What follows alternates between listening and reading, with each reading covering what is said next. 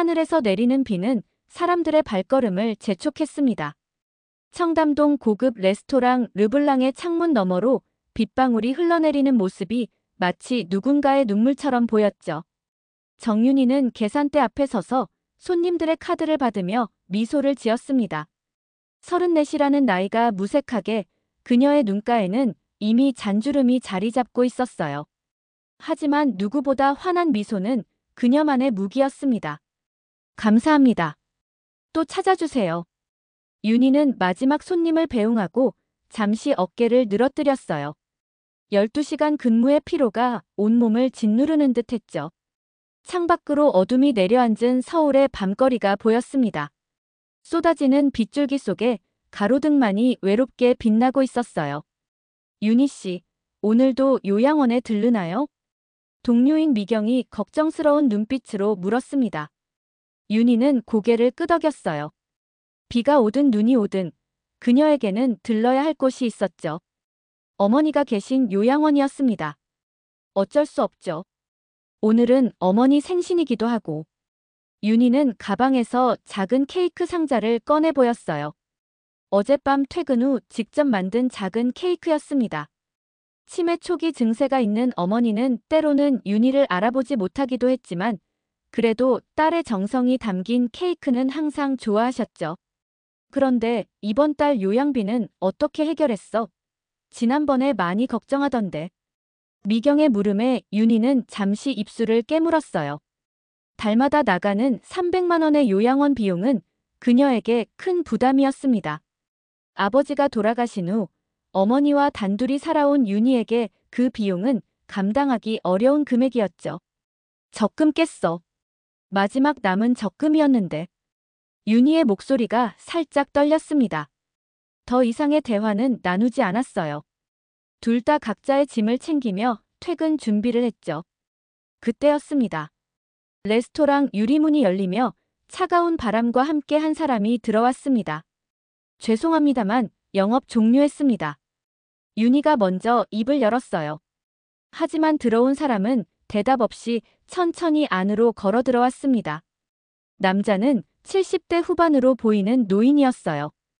비에 젖은 낡은 외투와 헝클어진 머리카락, 며칠은 면도하지 않은 듯한 수염이 그를 완전한 노숙자처럼 보이게 했죠. 손님. 윤희가 다시 말을 건넸지만 노인은 묵묵히 테이블에 앉았습니다. 그의 신발에서는 물이 뚝뚝 떨어져 바닥을 적셨어요. 미경이 윤희의 팔을 잡아당겼습니다. 경비 불러. 저런 사람은 우리 가게 컨셉에 맞지 않잖아. 하지만 윤희는 노인의 눈빛에서 무언가를 느꼈어요. 피로와 배고픔, 그리고 깊은 외로움이었죠. 그녀는 천천히 노인에게 다가갔습니다. 저기, 무엇을 도와드릴까요? 노인은 천천히 고개를 들었어요. 깊은 주름 사이로 드러난 그의 눈빛은 맑고 깊었습니다. 마치 오랜 세월의 지혜가 담겨 있는 듯했죠. 밥. 한 끼만 먹고 싶습니다. 그 말에 윤희는 잠시 망설였습니다. 가게 규정상 영업시간 이후에는 음식을 제공할 수 없었어요. 하지만 그녀는 주방으로 향했습니다. 미경의 말리는 소리도 들리지 않는 척했죠. 주방에 남아있던 파스타와 빵, 그리고 따뜻한 수프를 접시에 담았어요. 그리고 노인 앞에 조용히 내려놓았습니다. 많지는 않지만 드세요. 노인의 눈에 잠시 놀라움이 스쳤어요. 그리고 이내 깊은 감사의 미소가 그의 입가에 번졌습니다. 고맙습니다. 그 한마디에 윤희의 가슴이 따뜻해졌어요. 비록 오늘 어머니를 뵙는 시간이 조금 늦어지겠지만 이 순간만큼은 후회하지 않았습니다. 다음 날 아침, 레스토랑은 평소보다 조용했습니다. 윤희는 테이블을 정리하며 어제의 일을 떠올렸어요. 노인은 음식을 다 먹은 후 아무 말 없이 일어나 떠났죠. 그저 깊은 눈빛으로 고개를 숙여 인사했을 뿐이었습니다. 그 순간만큼은 그가 평범한 노숙자가 아니라는 느낌이 들었어요. 정윤희 씨. 차가운 목소리에 윤희는 고개를 들었습니다. 최 과장이 서류 뭉치를 들고 그녀 앞에 서 있었어요. 그의 표정은 무거웠습니다. 네, 과장님. 어제 일에 대해 설명해 주실래요? 저녁 영업 종료 후 허가 없이 음식을 제공했다고 보고받았습니다. 윤희는 잠시 말문이 막혔어요. 가슴이 철렁 내려앉는 기분이었죠. 어제 일이 CCTV에 찍혔을 거라는 생각은 미처 하지 못했습니다. 그게 비가 너무 많이 오고 그분이 많이 지쳐 보여서. 규정은 규정입니다. 특히 우리 르블랑은 청담동의 고급 레스토랑이라는 이미지가 중요해요. 노숙자에게 무료로 음식을 제공하는 건 우리 이미지에 맞지 않습니다. 최 과장의 목소리는 단호했어요. 윤희는 고개를 숙였지만 마음속으로는 후회하지 않았습니다. 그날 밤 노인의 감사하는 눈빛을 잊을 수 없었죠. 죄송합니다만 잘못한 것 같지 않아요. 그저 배고픈 사람에게 남은 음식을 나눠준 것뿐인데. 윤희의 말에 최 과장의 표정이 더욱 굳어졌습니다. 그는 서류 한 장을 윤희에게 내밀었어요. 유감스럽게도 회사 결정이 내려졌습니다. 오늘부로 정윤희 씨는 해고됐어요. 퇴직금은 규정대로 지급하겠습니다. 그 말에 윤희의 온몸에 전율이 흘렀어요. 3년간 일해온 직장을 하루아침에 잃는다는 것이 현실로 다가왔습니다. 무엇보다 어머니의 요양비를 생각하면 가슴이 떨렸죠. 과장님, 기회를 한 번만 더 주세요. 어머니 요양비가. 제가 지금 이직할 여유가 없어요. 하지만 최 과장은 고개를 저었습니다. 회사 방침이라는 말만 반복했어요. 윤희는 무거운 발걸음으로 개인 사물함을 정리했습니다. 동료들의 시선이 따가웠지만 누구도 나서서 도와주지 않았죠. 사진 한 장과 작은 화분, 그리고 몇 권의 책이 그녀의 3년을 증명하는 전부였습니다. 퇴근길, 비는 그쳤지만 윤희의 마음은 여전히 흐렸어요. 어머니에게 무슨 말을 해야 할지, 앞으로 생활은 어떻게 해야 할지 생각만으로도 막막했습니다. 버스 정류장 벤치에 앉아 한참을 멍하니 앉아 있었어요. 하늘이 무너져도 솟아날 구멍은 있겠지. 윤희는 한숨을 내쉬며 중얼거렸습니다. 그때였어요. 누군가 그녀 앞에 서는 것이 느껴졌습니다. 고개를 들어보니 50대 중반으로 보이는 남성이 정중한 표정으로 서 있었어요. 깔끔한 정장 차림의 손에는 가죽 서류 가방을 들고 있었습니다. 정윤희 씨 맞으신가요? 낯선 남자의 질문에 윤희는 경계하며 고개를 끄덕였어요. 요즘 같은 세상에 낯선 이가 이름을 부르며 다가오는 것은 분명 경계할 일이었습니다. 실례합니다. 저는 김현우 변호사입니다.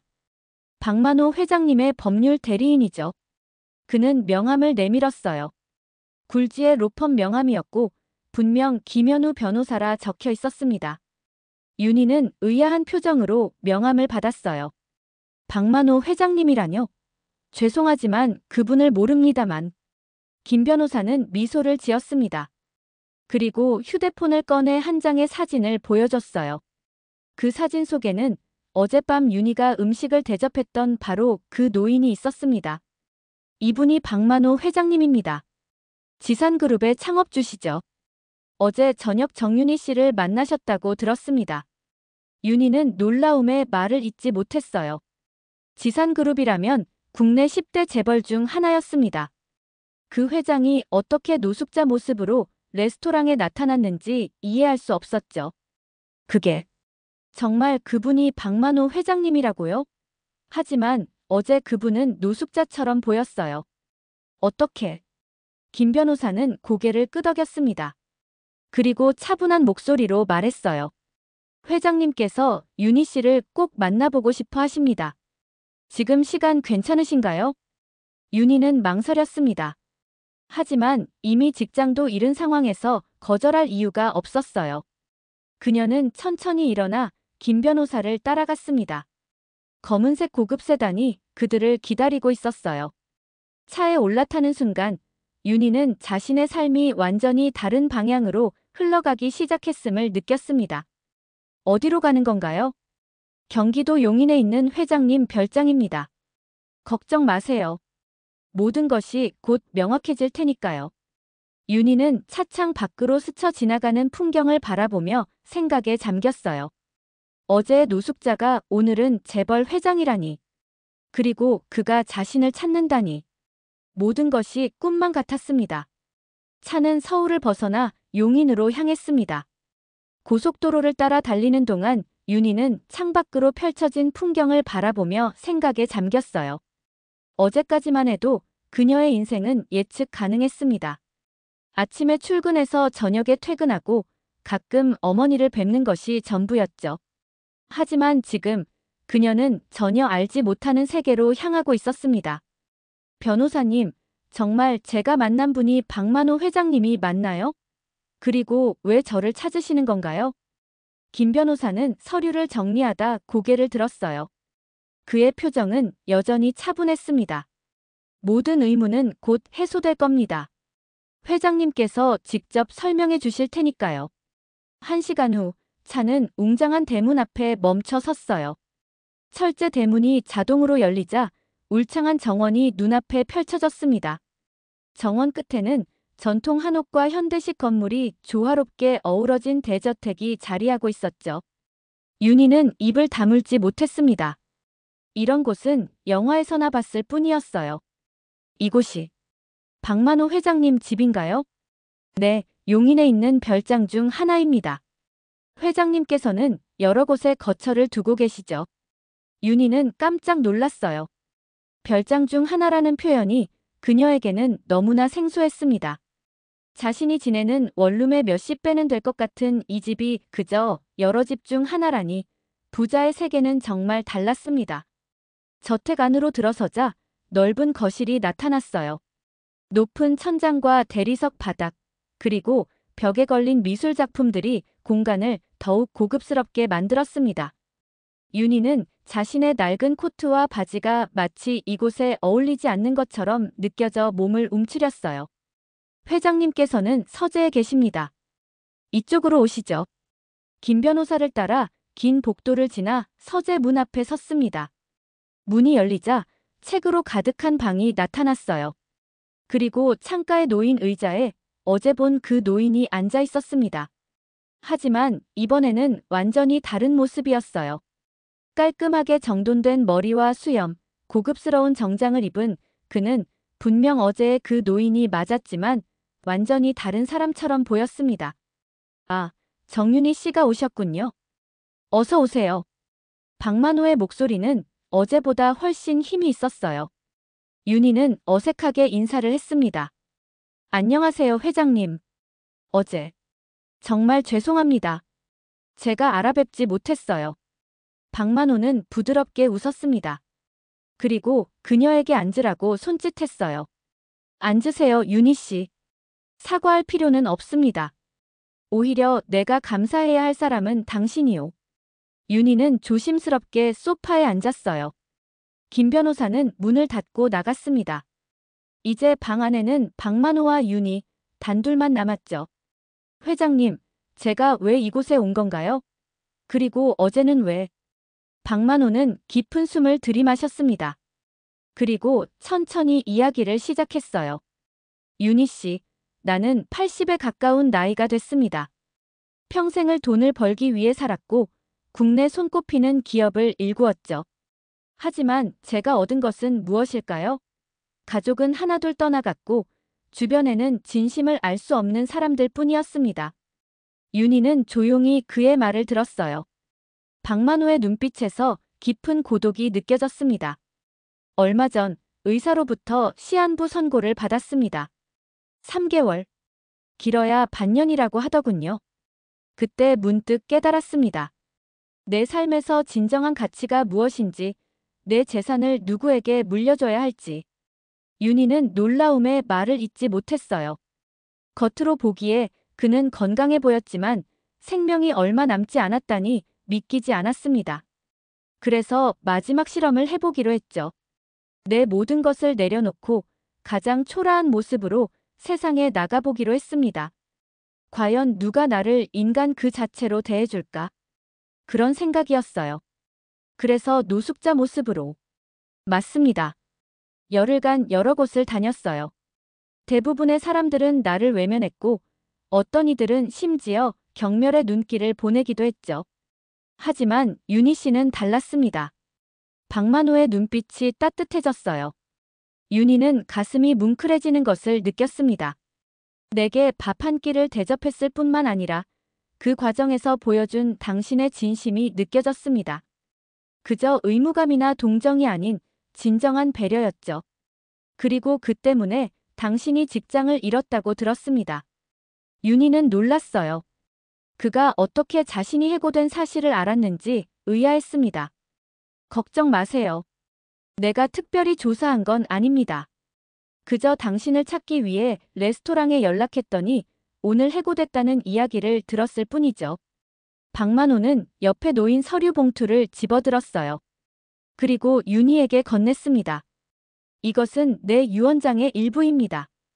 윤희 씨에게 전하고 싶은 것이 있어서 수정했죠. 윤희는 떨리는 손으로 봉투를 받았습니다. 그리고 안에 든 서류를 꺼내 읽었어요. 그녀의 눈이 점점 커졌습니다. 서류에는 분명 그녀의 이름과 함께 50억 원과 용인 별장 증여라는 문구가 적혀 있었죠. 이게 무슨 의미인가요? 말 그대로입니다. 내 재산 중 일부와 이 별장을 당신에게 남기고 싶습니다. 그리고 당신 어머니의 요양비도 평생 책임지겠습니다. 윤희는 믿을 수 없어 고개를 저었어요.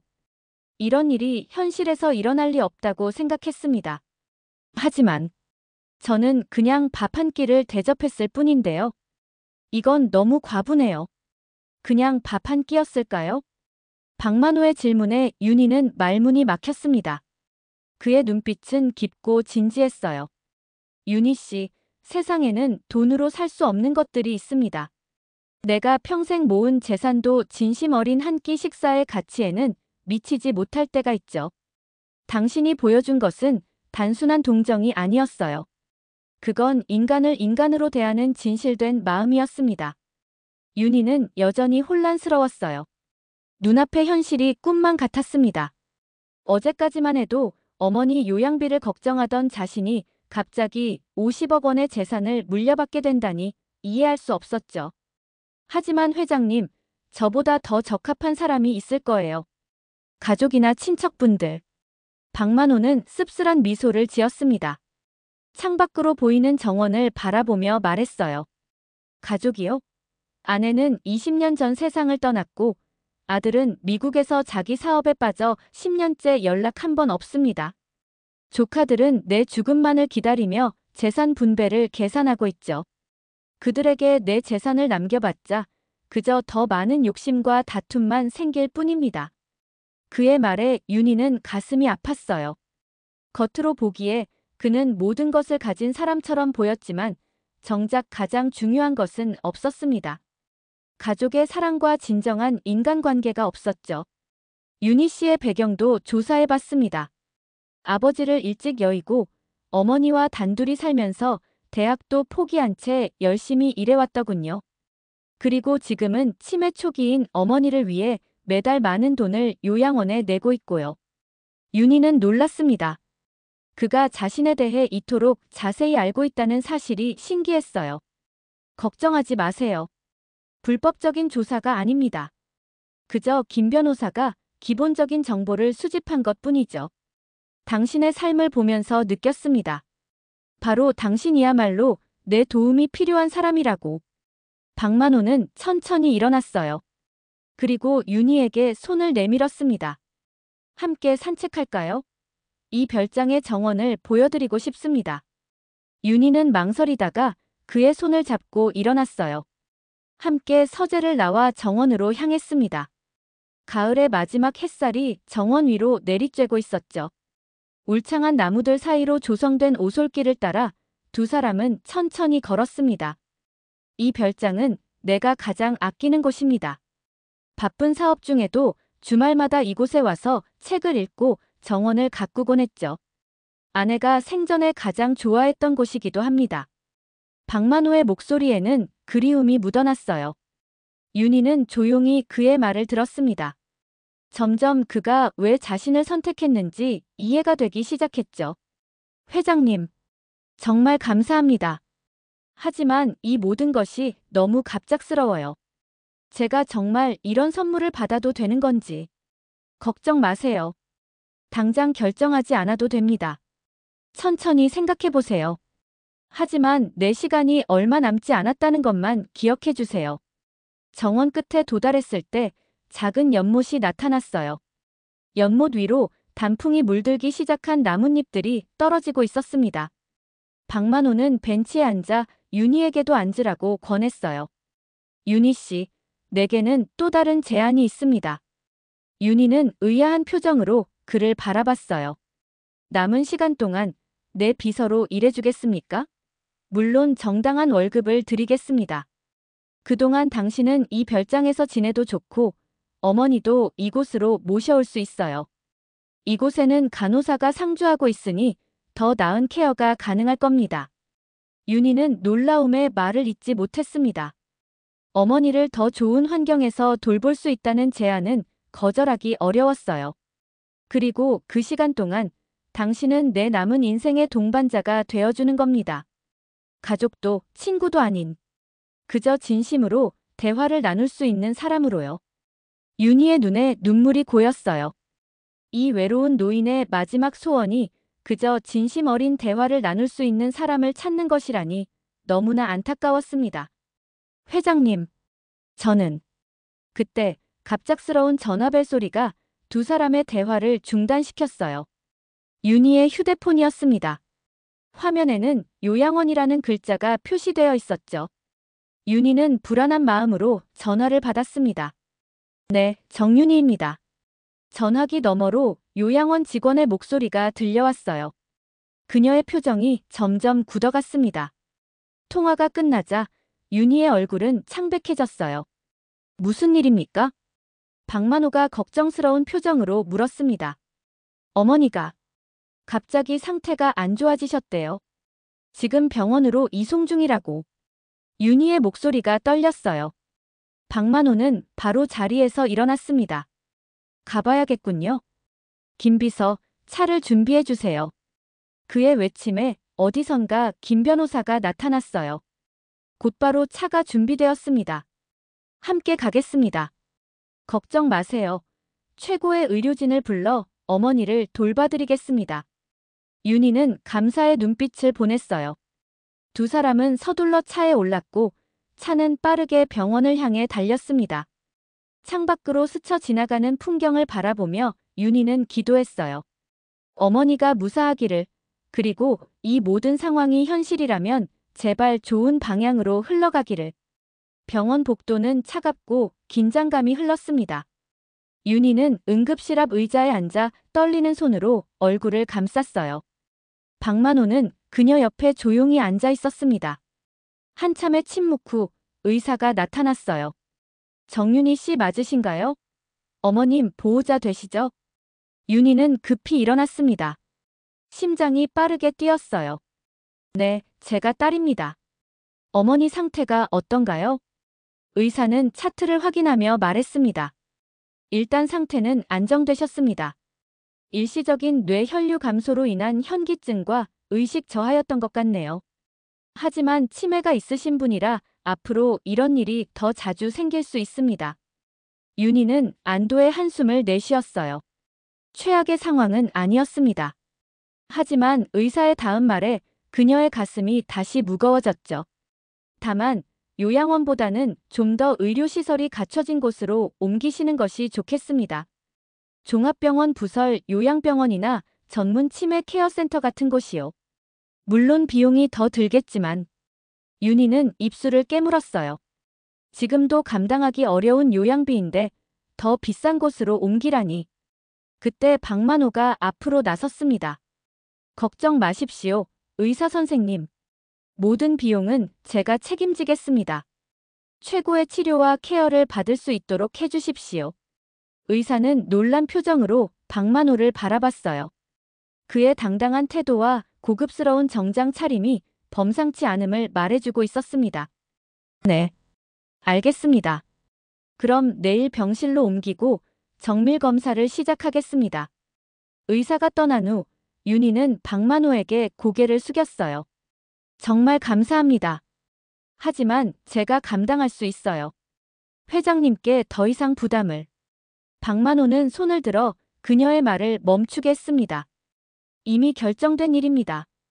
내 제안을 받아들인다면 당신의 어머니는 내 가족이나 다름없어요. 최선을 다해 돌보는 것이 당연하죠. 윤희의 눈에서 눈물이 흘러내렸어요. 오랜 시간 홀로 모든 것을 감당해오던 그녀에게 누군가의 따뜻한 위로와 도움은 너무나 큰 감동이었습니다. 어머니를 뵈러 들어가실래요? 박만호가 부드럽게 물었어요. 윤희는 고개를 끄덕이며 응급실로 향했습니다. 어머니는 침대에 누워 깊이 잠들어 있었어요. 창백한 얼굴이지만 숨소리는 평온했습니다. 어머니. 윤희는 어머니의 손을 조심스럽게 잡았어요. 주름진 손등 위로 딸의 눈물이 떨어졌습니다. 이런 모습을 본 적이 있었죠. 오래전 아버지가 병원에 누워있을 때도 어머니는 이렇게 아버지의 손을 잡고 밤을 지새웠습니다. 돈 걱정 마세요, 어머니. 이제 좋은 곳에서 치료받으실 수 있어요. 제가 좋은 사람을 만났어요. 윤희의 속삭임을 듣고 있던 박만호는 문득 자신의 아내를 떠올렸어요. 그녀도 이렇게 자신을 위해 밤을 지새웠을까? 마지막 순간에 그녀의 손을 제대로 잡아주지 못했다는 후회가 가슴을 스쳤습니다. 다음 날 윤희의 어머니는 병원 최고급 병실로 옮겨졌어요. 박만호의 지시로 최고의 의료진이 배정되었습니다. 윤희는 그 모든 과정을 지켜보며 믿기지 않는 현실에 자주 눈물을 훔쳤죠.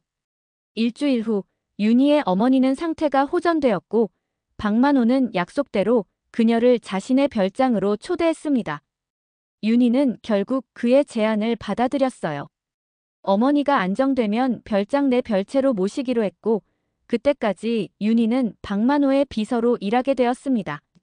이게 당신의 방입니다. 김 변호사는 별장 2층의 넓은 방으로 윤희를 안내했어요. 창문으로는 정원이 내려다 보이는 아름다운 공간이었습니다. 너무 고급스러운데요. 저는 이런 곳에 익숙하지 않아요. 김 변호사는 미소를 지었어요. 걱정 마세요. 시간이 지나면 익숙해질 겁니다. 그리고 회장님께서는 당신이 편안하게 지내길 바라십니다. 윤희는 하루가 다르게 변해가는 자신의 삶에 어리둥절했어요. 어제까지만 해도 작은 원룸에서 지내던 그녀가 이제는 호화로운 별장에서 살게 되다니. 모든 것이 꿈만 같았습니다. 저녁이 되자 윤희는 박만호의 초대로 식당으로 향했어요. 긴 테이블 위에는 정성스럽게 준비된 음식들이 놓여 있었습니다. 박만호는 이미 자리에 앉아 그녀를 기다리고 있었어요. 앉으세요, 윤희 씨. 오늘부터 우리는 같은 식탁에서 식사를 하게 될 겁니다. 윤희는 조심스럽게 자리에 앉았어요. 고급 식기와 크리스탈 잔이 낯설게 느껴졌습니다. 회장님, 이렇게까지 신경 써주시다니. 정말 감사합니다. 박만호는 와인을 따르며 미소 지었어요. 내가 감사해야죠. 오랜만에 누군가와 식사를 함께하게 되어 기쁩니다. 보통은 혼자 먹거나 비즈니스 미팅에서 형식적인 식사를 하곤 했으니까요. 식사를 하는 동안 두 사람은 자연스럽게 대화를 나눴습니다. 윤희는 자신의 어린 시절 이야기를 했고 박만호는 회사를 일구던 초창기 시절의 고생담을 들려줬어요. 서로 다른 세계에서 살아온 두 사람이었지만 인간적인 교감은 그 어떤 계층의 벽도 뛰어넘을 수 있었습니다. 윤희 씨, 내일부터 당신의 업무가 시작됩니다. 주로 내 일정을 관리하고 중요한 문서를 정리하는 일이 될 거예요. 어렵지 않으니 걱정하지 마세요. 윤희는 고개를 끄덕였어요. 진심으로 그를 도와드리고 싶었습니다. 금전적인 보상을 떠나 그의 마지막 시간을 의미 있게 만들어드리고 싶었죠. 한 달이 지났습니다. 윤희는 박만호의 비서로서 새로운 삶에 점차 적응해갔어요. 처음에는 낯설던 고급스러운 환경도 이제는 편안하게 느껴졌죠. 매일 아침 8시 윤희는 박만호의 서재로 가서 일정을 확인하고 중요한 문서들을 정리했습니다. 놀랍게도 그는 여전히 회사 경영에 관여하고 있었어요. 화상회의로 중요한 결정에 참여하고 수많은 문서에 서명했습니다. 윤희 씨, 오늘 오후에는 무슨 일정이 있지요? 박만호가 창가에 서서 정원을 바라보며 물었습니다. 윤희는 태블릿을 확인했어요. 오후 3시에 최 이사와 화상회의가 있으시고 5시에는 김 변호사님과 유 원장 관련 미팅이 있으십니다. 박만호는 고개를 끄덕였어요. 그리고 잠시 생각에 잠긴 듯 했습니다. 모두 취소해주세요. 오늘은 당신과 함께 서울에 다녀오고 싶습니다. 윤희는 놀랐어요. 서울이요? 무슨 일로? 당신 어머니를 뵙고 싶습니다. 그리고 당신에게 보여드리고 싶은 곳이 있어요. 윤희는 의아했지만 곧 일정을 조정했습니다. 1시간 후 두 사람은 차를 타고 서울로 향했어요. 먼저 병원에 들러 윤희의 어머니를 뵈었습니다. 최고의 치료를 받은 덕분인지 어머니의 상태는 많이 호전되어 있었어요. 어머니, 박 회장님이에요. 제가 일하는 곳의 회장님이시죠. 윤희가 소개했지만 어머니는 그저 미소만 지을 뿐 또렷이 알아보지는 못했습니다. 박만호는 정중하게 인사를 나눴어요. 정말 따님을 닮으셨군요. 같은 눈빛을 가지고 계십니다. 병원을 나선 후 차는 서울 도심으로 향했습니다. 한참을 달려 강남의 한 오피스 빌딩 앞에 멈췄어요. 이곳이 어디인가요? 윤희가 물었습니다. 박만호는 천천히 차에서 내리며 대답했어요. 지산그룹 본사입니다. 내가 평생 일구어온 회사죠. 윤희는 놀란 눈으로 거대한 빌딩을 올려다봤습니다. 60층이 넘는 초고층 빌딩이었어요. 지산그룹의 로고가 빌딩 상단에 자랑스럽게 빛나고 있었죠. 두 사람은 빌딩으로 들어갔습니다. 로비에서 직원들이 놀란 표정으로 박만호를 맞이했어요. 오랜만에 본사를 방문한 창업주를 보며 모두가 공손히 인사했습니다. 엘리베이터를 타고 58층으로 올라갔습니다. 박만호의 회장실이 있는 곳이었어요. 넓고 웅장한 사무실에 들어서자 윤희는 입을 다물지 못했습니다. 한쪽 벽면 전체가 유리창으로 되어 있어 서울 전경이 한눈에 내려다 보였어요. 멋지네요. 그렇죠? 하지만 이 모든 것이 진정한 행복을 가져다 주지는 않았어요. 박만호는 창가로 걸어가 도시를 내려다봤습니다. 그의 목소리에는 회한이 묻어났어요. 내 인생의 대부분을 이 사무실에서 보냈습니다. 아침 일찍 출근해 밤늦게 퇴근하는 생활이 수십 년간 이어졌죠. 그 사이 아내는 외로움에 지쳐갔고 아들은 아버지의 관심을 받지 못한 채 자랐습니다. 그는 자신의 책상 위에 놓인 가족 사진을 집어들었습니다. 윤희는 처음으로 그의 가족을 보았어요. 젊은 시절의 박만호와 아름다운 여성, 그리고 어린 아들이 함께 찍은 사진이었습니다.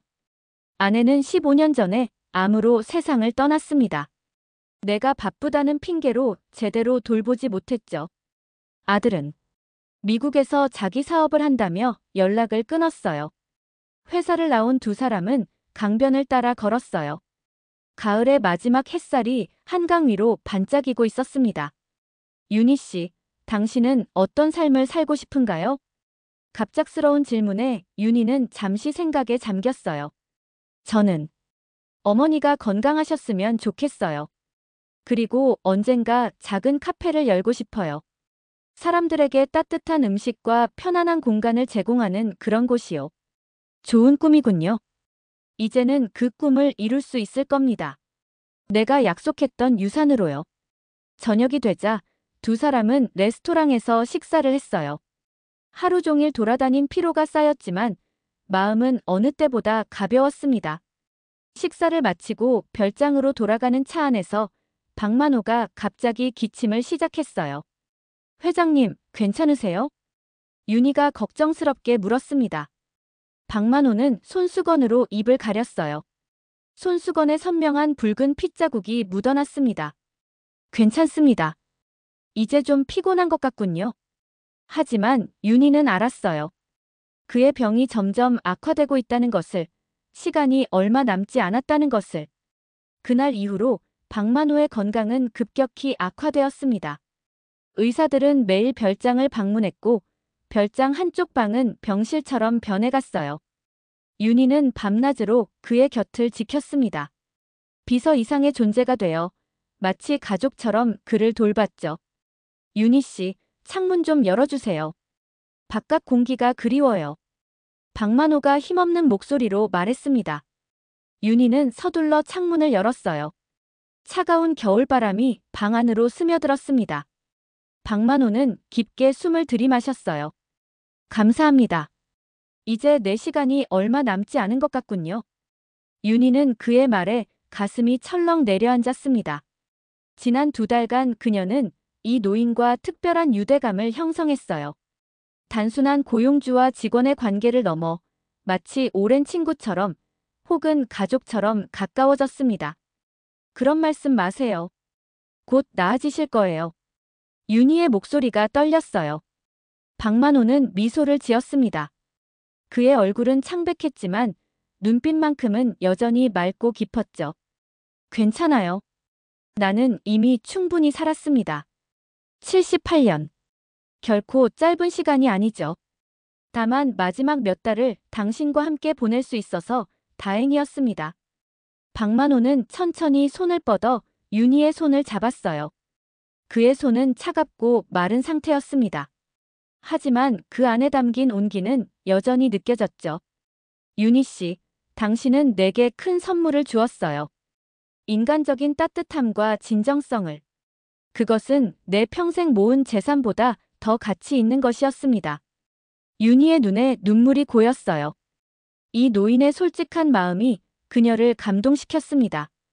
짧은 시간이었지만 그들은 서로에게 특별한 존재가 되었죠. 내일 김 변호사가 올 겁니다. 모든 법적 절차를 마무리하려고요. 당신이 내 유산을 받는데 아무런 문제가 없도록 말이죠. 윤희는 고개를 저었어요. 회장님, 저는 그런 것 바라지 않아요. 그저 회장님이 건강하시길. 이미 결정된 일입니다. 내 마음을 바꾸지 마세요. 그날 밤, 윤희는 박만호의 방 소파에서 잠들었습니다. 새벽녘, 그녀는 이상한 느낌에 잠에서 깼어요.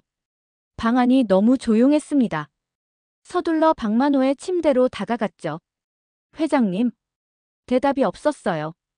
윤희는 떨리는 손으로 그의 맥박을 확인했습니다. 아무것도 느껴지지 않았어요.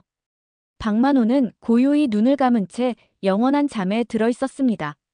아니, 안 돼요. 윤희의 흐느낌이 적막한 방 안을 채웠어요. 그녀는 그의 손을 꼭 쥐고 울었습니다. 짧은 시간이었지만 그는 그녀에게 의미 있는 특별한 사람이 되어 있었죠. 다음 날, 박만호의 장례식이 치러졌습니다. 재계의 많은 인사들이 참석했고 언론도 대거 몰려들었어요. 하지만 정작 그의 가족은 보이지 않았습니다. 미국에 있다는 아들은 끝내 오지 않았죠. 윤희는 상주 자리에서 조용히 조문객들을 맞았습니다. 그녀가 누구인지 궁금해하는 시선들이 느껴졌지만 아무도 직접적으로 묻지는 않았어요. 장례식이 끝난 후 김 변호사가 윤희를 찾아왔습니다. 그는 무거운 표정으로 그녀를 회의실로 안내했어요. 윤희 씨, 이제 유언장 내용을 공식적으로 알려드릴 시간입니다. 회의실에는 여러 명의 변호사와 회사 임원들이 자리하고 있었어요. 윤희는 작은 의자에 조용히 앉았습니다. 모두의 시선이 그녀에게 쏠렸죠. 고 박만호 회장의 유언에 따라 그의 개인 재산 중 50억 원과 용인 별장은 정윤혜 씨에게 증여됩니다. 또한 정윤희 씨의 어머니에 대한 평생 의료 지원을 보장합니다. 김 변호사의 발표에 회의실 안이 술렁였어요. 임원들은 놀란 표정으로 서로를 쳐다봤습니다. 윤희는 여전히 믿기지 않았어요. 꿈인지 현실인지 구분이 되지 않았습니다. 이게 다가 아닙니다. 김 변호사가 다시 입을 열었어요. 박 회장님은 또한 자신의 개인 재단인 밥 한 끼 재단의 이사장 자리를 정윤혜 씨에게 맡기셨습니다. 이 재단은 노인 복지와 소외계층 지원을 위해 설립된 것으로 매년 100억 원의 예산이 배정됩니다. 윤희는 충격에 말을 잇지 못했어요. 박만호가 그녀에게 남긴 것은 단순한 돈이 아니었습니다. 그것은 그의 정신과 마음, 그리고 세상을 위한 선한 의지였죠. 회의가 끝난 후 김 변호사는 윤희에게 마지막 선물을 전했습니다. 박만호가 직접 쓴 편지였어요. 윤희는 떨리는 손으로 편지를 펼쳤습니다. 윤희에게 당신을 만난 것은 내 인생의 마지막 축복이었습니다. 밥 한 끼로 시작된 우리의 인연이 이렇게 특별한 것이 될 줄은 몰랐습니다. 내가 남긴 것들이 당신에게 부담이 되지 않기를 바랍니다. 그것은 당신의 따뜻한 마음에 대한 감사의 표시일 뿐입니다. 당신처럼 진심을 가진 사람이 그 재산을 관리한다면 많은 이들에게 도움이 될 것입니다. 인생에서 가장 중요한 것은 돈이나 명예가 아닙니다. 그것은 바로 사람과 사람 사이의 진정한 교감입니다. 당신에게서 그것을 느낄 수 있어 행복했습니다. 내가 떠난 후에도 당신의 삶이 따뜻하고 의미 있기를 바랍니다. 그리고 언젠가 당신이 꿈꾸던 카페를 열게 된다면 첫 번째 손님은 나였을 것이라고 생각해 주세요. 감사합니다. 그리고 안녕. 마이너스 박만호 드림. 편지를 읽은 윤희의 눈에서 눈물이 흘러내렸어요. 그녀는 이제 알았습니다. 이것이 단순한 우연이 아니라 삶이 그녀에게 준 선물이라는 것을. 그리고 그 선물을 의미 있게 사용하는 것이 박만호에 대한 최고의 감사라는 것을. 1년이 지났습니다. 강남 한복판, 붉은 벽돌로 지어진 아담한 건물 앞에 사람들이 모여들었어요. 오늘은 밥 한 끼 카페의 개업식이었습니다. 카페 입구에는 누구에게나 따뜻한 한 끼를이라는 문구가 새겨져 있었죠. 윤희는 긴장된 표정으로 리본 커팅을 준비했어요. 그녀 옆에는 휠체어에 앉은 어머니가 있었습니다. 치매 증세는 여전했지만 최고의 의료 지원으로 건강한 상태를 유지하고 있었죠. 어머니, 오늘 제가 드디어 꿈꾸던 카페를 열게 됐어요. 윤희가 어머니의 손을 잡으며 말했습니다. 어머니는 그저 미소를 지었지만 그 눈빛에서 딸을 자랑스러워하는 마음이 느껴졌어요. 김 변호사도 함께했습니다. 지난 1년 동안 그는 윤희가 박만호의 유산을 관리하고 재단을 운영하는 일을 도왔어요. 그들은 이제 단순한 동료를 넘어 친구가 되어 있었습니다. 준비됐나요, 윤희 씨? 김 변호사가 물었어요. 윤희는 깊게 숨을 들이마시고 고개를 끄덕였습니다. 네, 이제 시작할게요. 리본이 잘렸고 사람들의 박수 소리가 울려 퍼졌습니다. 밥 한 끼 카페의 공식 개업이었어요. 이곳은 평범한 카페가 아니었습니다. 이익의 절반은 노인복지와 소외계층 지원에 쓰이는 특별한 공간이었죠. 또한 매일 오후에는 노숙자들에게 무료로 식사를 제공하는 프로그램도 운영했습니다. 어서 오세요. 저희 카페에 오신 것을 환영합니다. 윤희는 첫 손님들을 맞이했어요. 그녀의 얼굴에는 환한 미소가 번졌습니다. 꿈이 현실이 된 이 순간 가슴속에서는 감사함이 차올랐죠. 카페 안쪽 벽면에는 특별한 공간이 마련되어 있었어요. 박만호의 사진과 함께 밥 한 끼의 기적이라는 제목의 이야기가 걸려 있었습니다. 그의 정신을 기리는 작은 헌정 공간이었죠. 개업식 이후 윤희는 카페 한쪽에 마련된 사무실로 향했어요. 이곳은 밥 한 끼 재단의 작은 본부이기도 했습니다. 벽에는 지난 1년 동안의 활동 사진들이 붙어 있었어요. 노인 요양시설 건립, 무료 급식소 운영, 장학금 지원 등 다양한 활동들이 담겨 있었습니다. 윤희는 책상에 앉아 깊은 숨을 내쉬었어요. 지난 1년은 그녀의 인생에서 가장 바쁘고 의미 있는 시간이었습니다.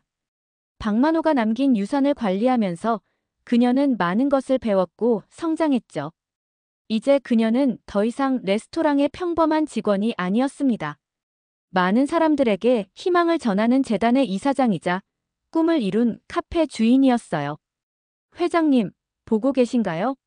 제가 마침내 꿈을 이루었어요. 윤희는 박만호의 사진을 바라보며 속삭였습니다. 비록 그는 이 순간을 함께하지 못했지만 그의 정신은 여전히 이곳에 살아있는 듯 했어요. 갑자기 사무실 문이 열렸습니다. 김 변호사가 들어왔어요. 윤희 씨, 특별한 손님이 오셨습니다. 윤희는 의아한 표정으로 사무실을 나왔어요. 카페 한쪽 테이블에 낯선 남자가 앉아 있었습니다. 40대 중반으로 보이는 그는 서양에서 오래 살았는지 이국적인 분위기를 풍겼어요.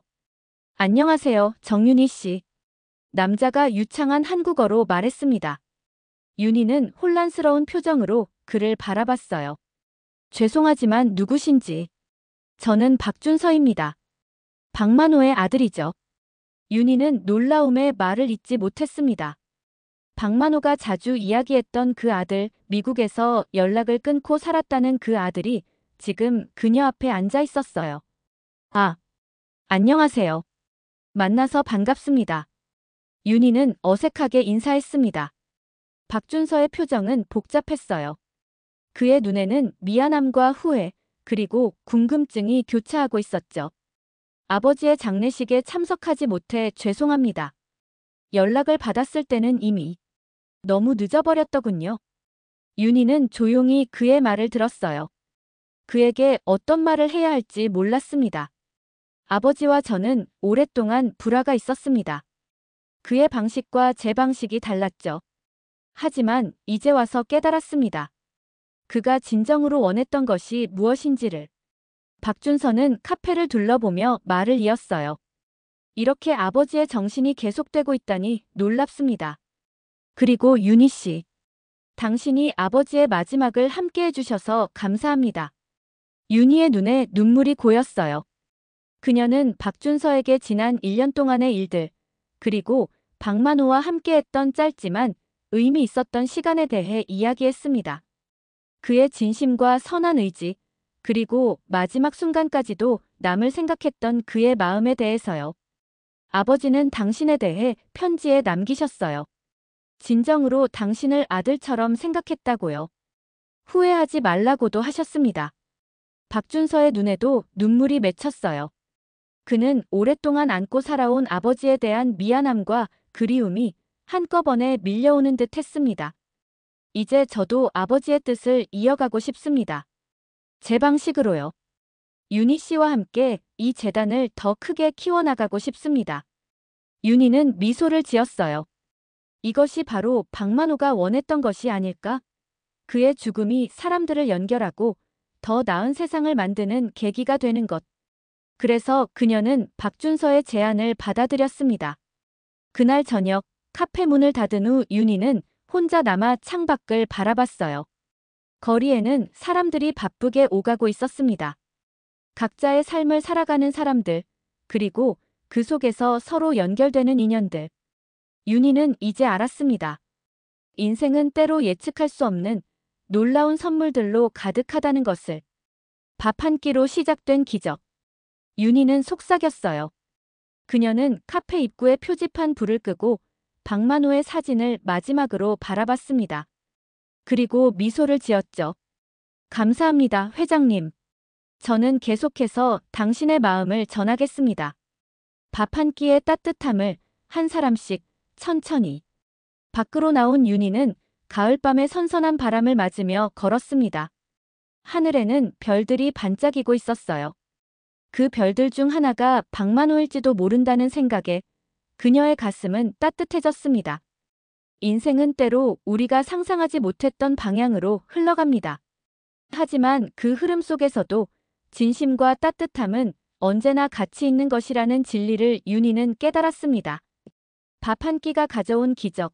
그것은 단순한 금전적 유산이 아니라 사람과 사람을 연결하는 진정한 나눔의 정신이었습니다.